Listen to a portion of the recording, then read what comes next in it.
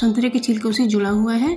तो ये जो संतरे के छिलके होते हैं, आप देख सकते हैं कि इसमें एक ऑयल निकलता है जो कि बेहद अच्छा होता है और हमारे शरीर के लिए बहुत ही लाभदायक होता है। और इसे हम यदि अपने बॉडी पर मल लें तो इससे हमें मच्छर बिल्कुल भी नहीं काटेंगे, क्योंकि इसका जो तेल होता है वो मच्छरों को बिल्कुल भी पसंद नहीं होता है।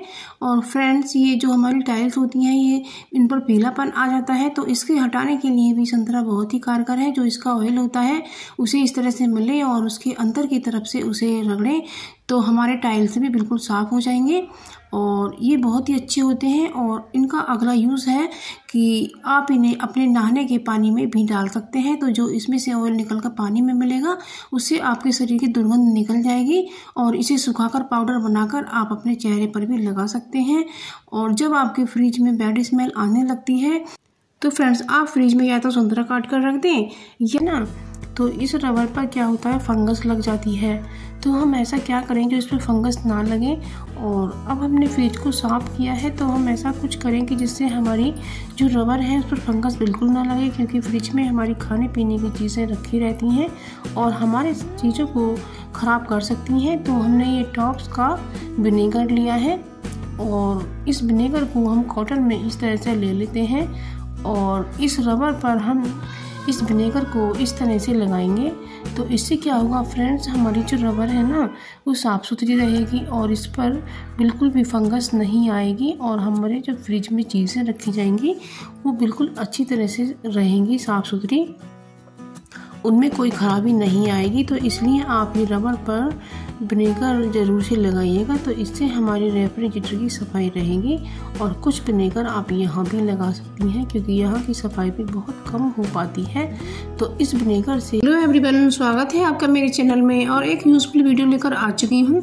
तो सबसे पहली ट्रिक है मेरी ये कुकर के ढक्कन को लेकर। क्या होता है फ्रेंड्स, कई बार हमारी सीटी आती है जब, तो उसके साथ हमारी दाल भी बाहर आ जाती है। तो उसके लिए हमें करना ये है, जिससे हमारी दाल बाहर ना आए, तो इस पर यहाँ पर हमें थोड़ा सा ऑयल लगा देना है। और ढक्कन पर जब हल्दी का पीलापन आ जाता है तो उसे मांजना कठिन हो जाता है, तो उसके लिए हमने इस पर थोड़ा सा ऑयल लगा दिया है। तो फ्रेंड्स, हल्दी का जो पीलापन है ना वो इस पर बिल्कुल भी नहीं लगेगा और इसे हम आसानी से साफ कर पाएंगे। तो इसी तरह से हमने सारे पर इस तरह ऑयल लगा करके अब इसकी जो रबर है ना उस पर भी हमें ऑयल लगाना है और ढक्कन के आगे वाली साइड पर भी हमें थोड़ा ऑयल लगाना है। तो इससे फ्रेंड्स क्या होगा, ना तो हमारा कुकर दाल बाहर की तरफ फेंकेगा और ना ही इस पर हल्दी का पीलापन आएगा और ना ही साफ़ करने में हमें दिक्कत होगी। तो ये बहुत ही यूज़फुल ट्रिक है, आप इसे ज़रूर से फॉलो करिएगा। अब ये फ्रेंड्स, इस जलती भूनती गर्मी में यदि हमें घड़े का ठंडा पानी मिल जाए तो कितना अच्छा होता है। तो फ्रेंड्स, हम जब घड़ा लेने जाते हैं तो हमें ये देखना होता है कि हम कच्ची मिट्टी का ना लाएं और हमें पक्की मिट्टी का घड़ा होना चाहिए। तो इसके लिए हम इसमें इस तरह से ठोक कर देख लेते हैं। तो यदि इसमें खन खन की आवाज़ आती है तो समझो कि घड़ा पक्की मिट्टी का है और कहीं से भी क्रश नहीं है। तो हमें सबसे पहले घड़े का यही देखना है और उसके बाद हमें घड़े को अच्छे से धोना है। तो घड़े में हमें नमक डालकर धोना है। तो क्या होता है फ्रेंड्स, इसके जो पोर्शन होते हैं वो बंद हो जाते हैं। तो हम जब नमक से इसे धोते हैं तो इसके पोर्शन खुल जाते हैं। अब घड़ा हमारा नया हो या पुराना हो तो उसे हमें नमक से ही धोना चाहिए और उसे मल कर धोना चाहिए, लेकिन उसके अंदर हाथ बिल्कुल भी नहीं डालना चाहिए। तो इस तरह से हमारा पानी अच्छे से ठंडा होगा। तो जब उसके पोर्शन खुल जाएंगे तो पानी हमारा अच्छा ठंडा होगा और फलों के छिलकों को पानी में डाल करके इस तरह से डालना और आपके पौधे ग्रो हो जाएंगे। तो मैंने अपने घर में पुदीना बोकर रखा हुआ है। तो ये जो सब्जी का पुदीना आया था ना, तो उसमें ही मैंने पुदीने की कुछ डंडियाँ निकाल ली। उनमें देखा कि उनमें काफ़ी जड़ें निकली हुई हैं, तो मैंने वही अपने गमले में बो दिया और ये पुदीना हमारा उपज कर आ गया है और मैंने इस तरह से तोड़ लिया है। और जब हम धनिया की चटनी बनाते हैं तो थोड़ा उसमें डाल लेंगे और उसमें इसका टेस्ट अच्छा आएगा और ये फ़ायदा होता है। तो फ्रेंड्स, आप भी अपने घर में इसी तरह से पुदीना ग्रो कर सकते हैं। और मैं जो सब्जियों का पानी डालती हूँ तो मैं अपने सभी पौधों में डालती हूँ। आप देख सकते हैं कि जो गुलाब का फूल है वो भी कितना मोटा आ रहा है। तो इस तरीके से हमारे पौधे बहुत अच्छे हो जाते हैं और वो भी फ्री में। तो जब आपको अच्छी सी टिप मिल जाती है तो कितना अच्छा होता है और कुछ हमारा खर्चा भी इसमें नहीं होता है। मैंने घड़ा भर लिया है तो अब इस मटके को हम एक ऐसी ट्रिक बताएंगे जिससे हमारा पानी ज़्यादा ठंडा रहे। तो क्या होता है फ्रेंड्स, घड़े में से थोड़ा थोड़ा पानी रिसता रहता है, तो उसके लिए हमें एक प्लेट में मिट्टी भरकर रख देनी है। यदि आपके पास मिट्टी ना हो तो आप रेत भी रख सकते हैं।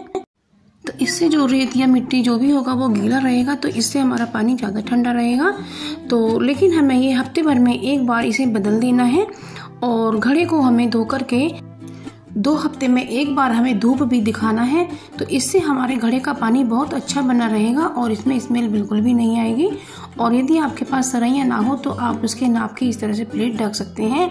और यदि आपको और ठंडा पानी चाहिए तो ये जो प्लेट होती है ना, तो इसे इस तरह से पॉलीथीन में बंद करके रख दें, तो इससे गर्मी बिल्कुल भी नहीं जाएगी और पानी आपका बिल्कुल फ्रिज से ठंडा हो जाएगा।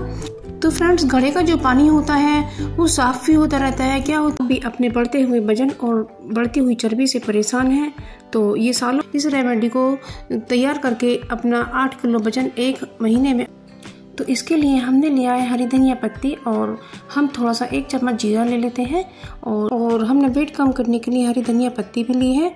तो इसमें हमने 1 चम्मच जीरा ऐड किया है और अब इसमें हम कुछ मेथी दाना ऐड करेंगे। तो इसे आप आधा चम्मच लें। ये रेमेडी इतनी पावरफुल है कि आप पसीने के साथ अपनी चर्बी को भी पिघला सकते हैं और इसको हर कोई कर सकता है। ये ना ही तो किसी को नुकसान देने वाला है और ये चीज़ें सब घर पर ही हमें अवेलेबल हो जाती हैं। तो इससे आप अपना वजन कम कर सकते हैं, क्योंकि जब हम मेडिसिन लेते हैं तो उसके काफ़ी सारे साइड इफ़ेक्ट भी होते हैं। इसलिए ये कुछ संतरे के छिलके भी ऐड किए हैं। तो ये है कि ये आपको कोई भी रिएक्शन करने वाला नहीं है और ये मेरा आजमाया हुआ नुस्खा है, इसलिए मैं आपके साथ शेयर कर रही हूँ, क्योंकि ये वजन घटाने के प्रोसेस को तेज कर देता है